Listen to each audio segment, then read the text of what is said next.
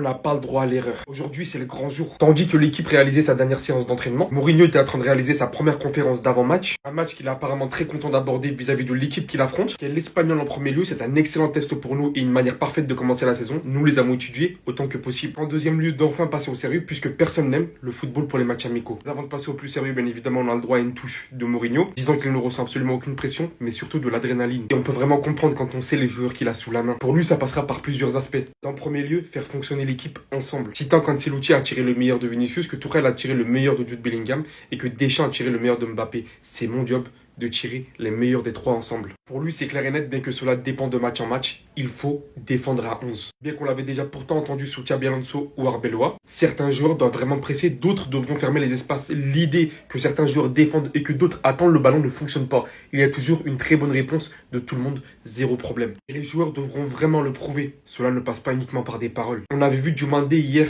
citer en interview qu'il pourrait crever pour Mourinho. Souvent, les mots sont faciles à dire. Voyons s'il les confirme par des actes. Au final, le verdict reste le même. La victoire est non négociable. Que ce soit avec ou sans Rodri. Absolument pas déçu de ne pas l'avoir signé. C'est un grand joueur, mais nous pouvons nous-mêmes nous améliorer. Arda peut jouer son rôle, peut-être pas aujourd'hui, mais quelque part en route, il se développera pour y parvenir. Et on sait que Mourinho, avec le milieu de terrain, ça trompe pas du tout quand on sait la vision qu'il a eue pour Modric. Souffrant d'une blessure musculaire, Hendrick ne jouera pas demain. Tchouaméni va bien, mais doit continuer sa récupération. Concernant son conflit avec Valverde, celui-ci n'a absolument rien eu besoin de dire. Et d'ailleurs, content que celui-ci soit son capitaine, confirmant bel et bien par la même occasion que Militao, Mendy et Rodrigo sont out pour le moment. Le retour fait vraiment plaisir et nos exigences sont vraiment énormes. Surtout sur le fait d'enfin voir une équipe, une vraie équipe du Real Madrid jouer de manière collective et non pas s'appuyer sur des individualités. C'est comme ça qu'on gagnera et j'espère qu'on y est parvenu. Après le défi que Mourinho vient de se lancer par rapport à Mbappé, Vini, Bellingham, la Liga elle est déjà dans la poche. Tout le monde avait le sourire à l'entraînement parce qu'ils ont compris que cette saison il n'y a personne qui pourra nous arrêter. Déjà il a fait comprendre que Rodri à Barcelone ça fait peur à personne. Nous on a déjà Camavinga dans le mitard qui lui apprend le football. Derrière il pose directement les bases. Terminer sans trophée au Real n'est pas une saison réussie. T'as raison, ça fait 2 ans qu'on est dans un cauchemar. Après des discussions avec Mobutu, l'idée que certains joueurs défendent et que d'autres attendent le ballon ne fonctionnera pas avec le Special One. Et pour continuer avec les attaquants, il a lâché une punchline de malade. Ancelotti a tiré le meilleur de Vini.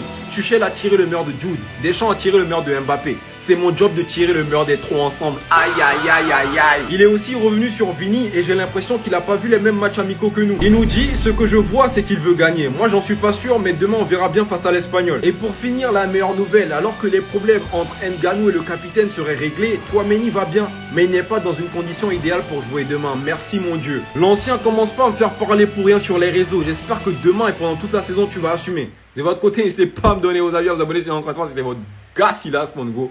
Banger.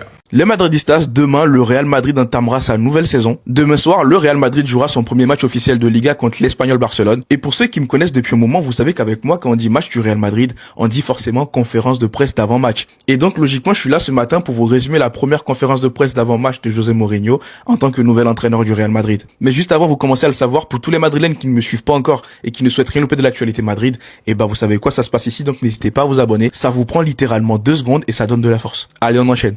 Pour commencer, José Mourinho nous dit « Nous sommes calmes, détendus, prêts. Les joueurs sont exceptionnels. » Alors calme, détendu, prêt, exceptionnel, ça on verra bien demain et durant toute la saison. Ensuite, il enchaîne en disant « Hendrick ne jouera pas demain. Tchouaméni va bien, il doit s'entraîner aujourd'hui, demain et dimanche pour accélérer sa récupération.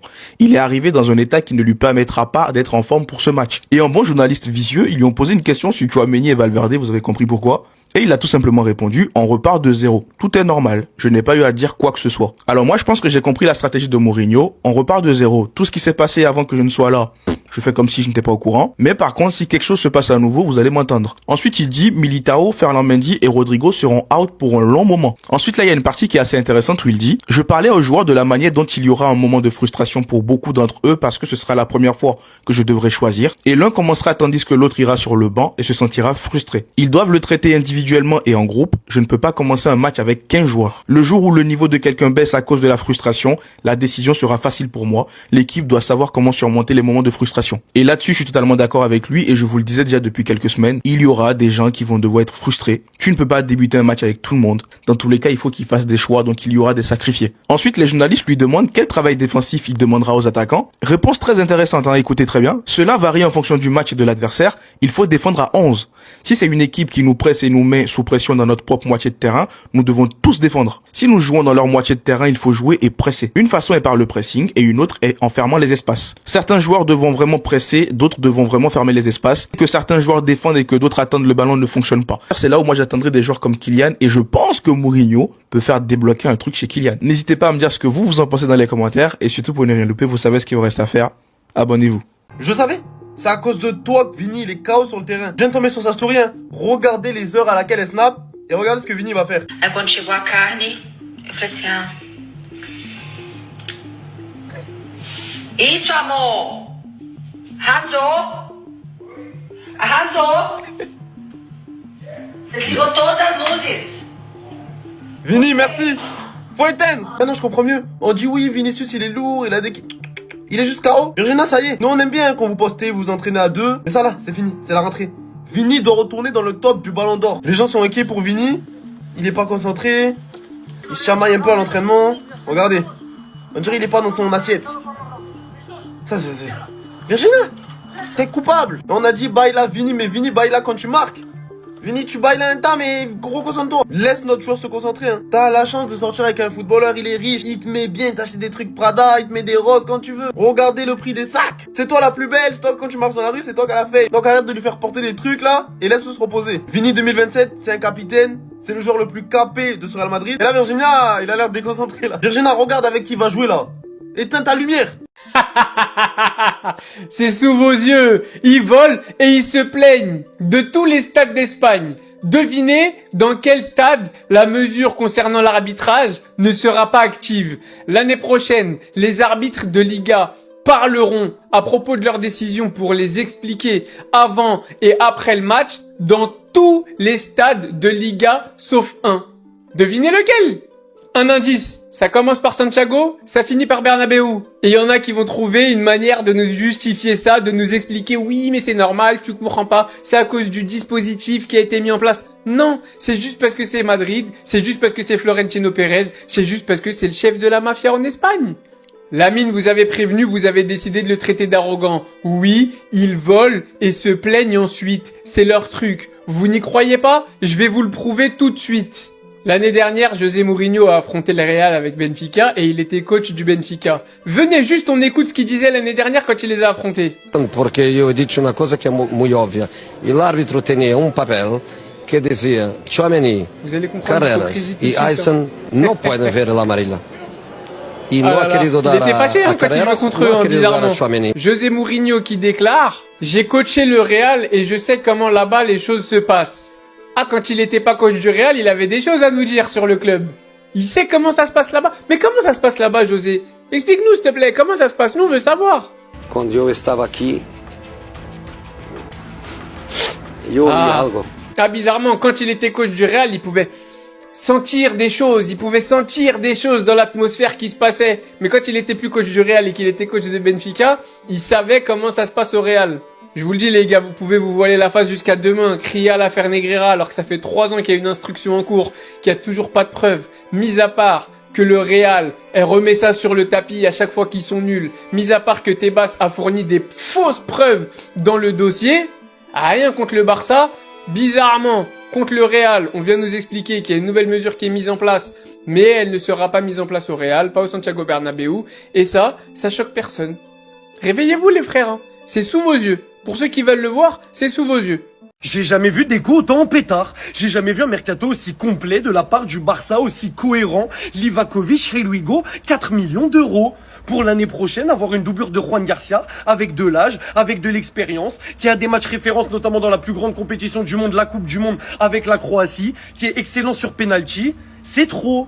Il y a beaucoup trop de bonnes nouvelles en ce moment pour les supporters du Barça, voilà, même si on a des moins bonnes, avec Alvarez, personnellement, je perds pas espoir, on va se faire, voilà, toutes les bonnes nouvelles qu'on a en ce moment, parce que c'est trop grave, on est trop heureux. Abdelkarim va prolonger son contrat avec le Barça et je crois même que la clause libératoire va être augmentée à 150 millions. Parce que oui, c'est le futur du club. Oui, ça va être un numéro 9 de classe mondiale dans quelques années. Donc il faut le garder et c'est ce qui va se passer. Le meilleur numéro 6 du monde et monsieur Karim Adeyemi ont bel et bien été enregistrés en Liga. Ça y est, les problèmes d'enregistrement, c'est du passé. Les deux, ils vont pouvoir jouer toute la saison en Liga et nous aider à faire le back-to-back qui va être fait. Voilà, soyez-en sûrs. Du côté d'Hector Fort, on sait où il veut aller, c'est à Dortmund. Voilà, Hector Fort veut aller au Borussia Dortmund. On espère en tirer 15 millions d'euros. J'espère que ça va pouvoir être fait. Vendre Hector Fort à 15 millions d'euros, c'est vraiment pas volé parce que voilà, des jeunes de la Masia à son poste, on en a. Xavi Espark, je le trouve meilleur. Donc si tu peux tirer un peu de sous dans Hector Fort, c'est extrêmement bien. Et la dernière info qui vient de tomber, les amis, Balogun est pisté par le Barça notamment, mais aussi par Aston Villa. Voilà, donc comme Alvarez, ça s'éloigne, même si, évidemment, on perd pas espoir, même si c'est de plus en plus compliqué.